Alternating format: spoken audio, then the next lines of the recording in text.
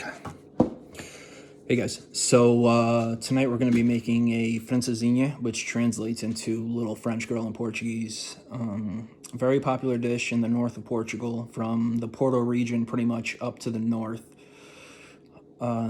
Usually served in around before you go out and after you're done going out. So there's specific places that just literally serve these things. They make a killing. Very carb heavy, very sodium heavy, a lot of meat. So if you're one of my vegan or vegetarian friends, you may want to skip this one. Super easy to make. The most difficult part of this is going to be the sauce. So everybody's got their own version of the sauce. Nobody really knows the actual recipe for any of these famous places' sauces, but you kind of work with different things and you try them out a few different ways, and you kind of end up getting close enough. So I'm gonna show you guys my version. You could obviously, just like I do, I take recipes. I never follow them. I just go and see what ingredients are in them and kind of tailor them to my tastes. So I'm sure most of you guys do the same if you cook. So I am going to go over the ingredients real quick, and then from there I'll start. Anything that I needed two hands for is done already, because I only have one hand to film with. And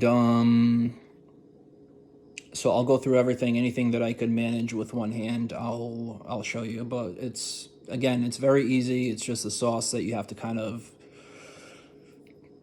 massage a little bit for your tastes. You're gonna kind of think, oh, these are weird ingredients for the sauce, bizarre to mix these two things together, but it's the way it is. I'm not gonna argue about it because I've made it before, and it was good. So I'm gonna get started. Okay. So the ingredients we're gonna use tonight is a half of a small onion, half of a small carrot, a slice of ribeye. So I just had a ribeye steak. I sliced a thin piece off of it. I'll use the rest for breakfast tomorrow. And then we're gonna go with a very small bay leaf. You're supposed to use an actual bay leaf for the full recipe, but since it's only one serving, I'm trying to cut down as much as I can. Salt and pepper to taste. About a half a tablespoon of tomato paste. Hot sauce. Beady beet is what's in the recipes mostly, but I prefer this more. This is a spicier sauce that I made. This is just the hot peppers from the garden last year and some olive oil. A lot of kick. A quarter cup of port wine. You could use brandy also. And then a half a beer. So the liquidy portion of the sauce is going to be the beer and the port wine, but it'll be cooked down with everything else here. Now it's also gonna take a like an eighth of a cup of milk. Very weird, milk and booze and all this other stuff, but it's more for the coloring and to add a little bit of thickness as it cooks down. The butter is gonna go in the sauce also. I would use probably, I'm gonna eyeball it, I'd say half a tablespoon. The egg is for topping the sandwich before I put the cheese on top and melt everything down. And then we have a slice of smoked ham and a slice of provolone cheese on top of the sandwich. I might put two on there if I'm feeling excited about life. But they usually use American cheese in some places. In Portugal, they use something a little bit better.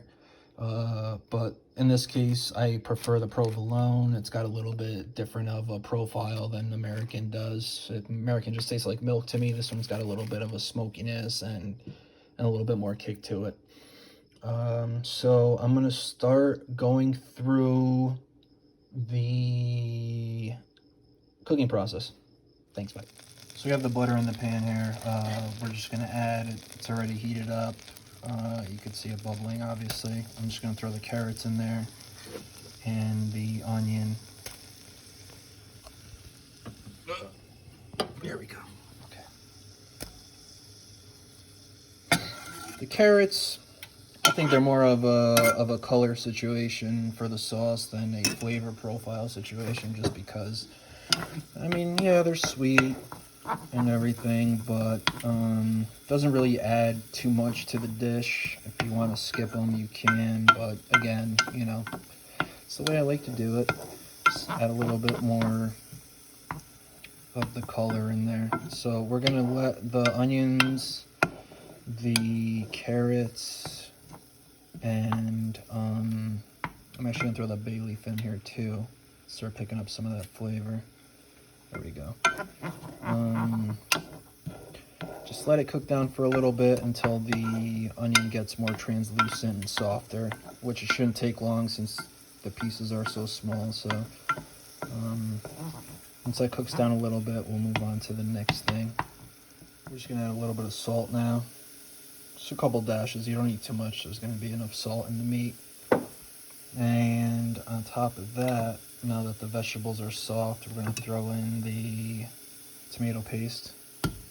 Kind of just eyeballed it. It's about a little less than a tablespoon, but the point of this usually is to get the sauce or the paste cooked down with the rest of the ingredients. It gives it a nice darker hue to the sauce, and also obviously everybody knows, well, I hope everybody does, that the tomato paste has a very strong taste to it. So the rest of the ingredients will kick that down definitely. But so we're just gonna let the paste and everything else kind of marry together here, and then we'll start throwing the liquid in to really get it going. So all of the flavors should be incorporated by now. Just a quick minute. This is the port wine in the beer. So a 1/4 cup of port wine, the 1/2 cup of beer.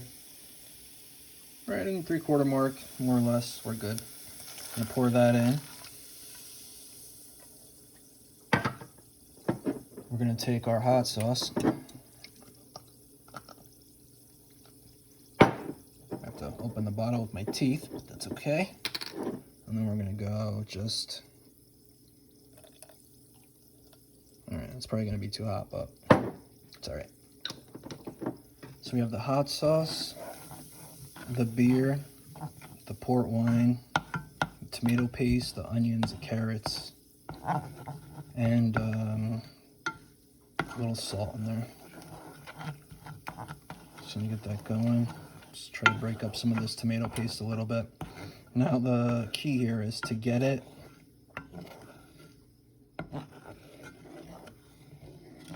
a little bit thicker. So what I'm gonna do is I'm just spreading out the tomato paste, which definitely thickens sauces out. Make sure you scrub it up against the pan. Usually you kind of see how it comes up on the side a little bit. And then I'm gonna add the milk. So it was a 1/2 cup of beer, 1/4 cup of port, and then I'm honestly just gonna, I'm not even gonna do what they say. I'm just gonna do a splash for the coloring. Okay. And we're gonna let that go for exactly 30 minutes. Just a soft simmer.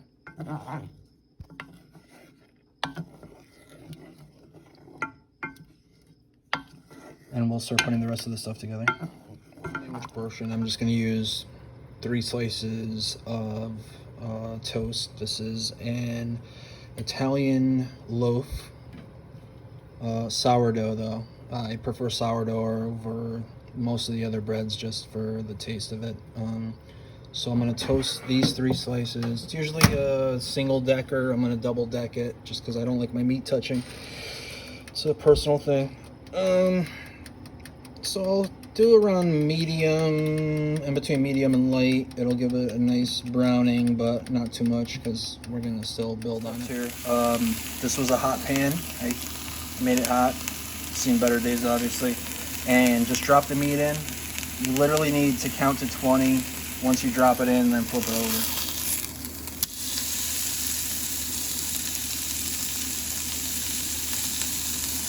I mean, you should probably use, a utensil or something for this. There we go. I've burned my fingertips in the restaurant business for a long time, so I don't really have the feeling in there anymore. But anyway, so now we're gonna turn this off. Let that go for a little bit longer. This is where we're at with the sauce. If you could see, it's thickening up. If you pass the spoon through, you could see the crease there where the spoon follows. Even if you want to look at it another way, if you put it up against the wall of the pan, it takes it a second to come down. So it's starting to thicken up a little bit. It's basically there. I don't want it super thick. You could add cornstarch, which is part of most of the recipes for this, but I prefer not to use cornstarch.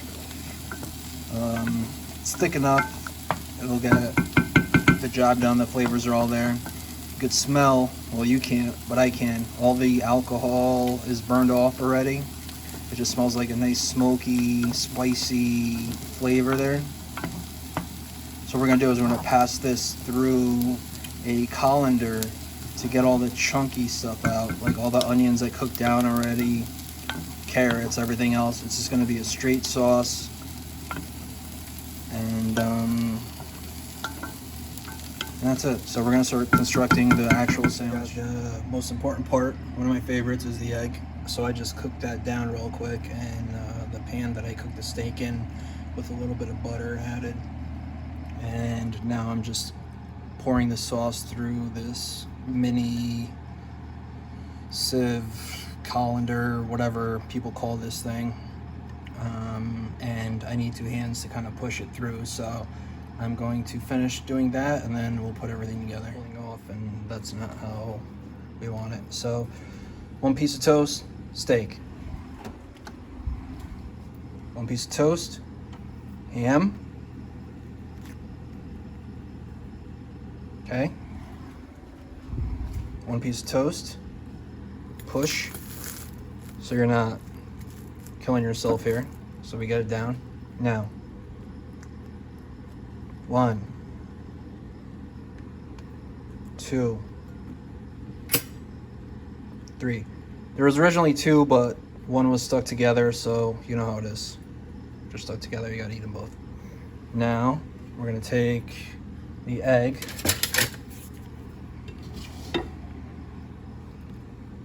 Lay it right on top of there. And take the sauce. Still hot, hopefully.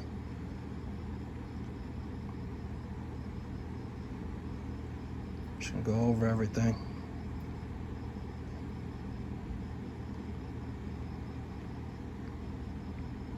I could hear everybody saying already, that's not enough sauce, that's not enough sauce. Yeah, I know it's not enough. I shorted myself a little bit. So,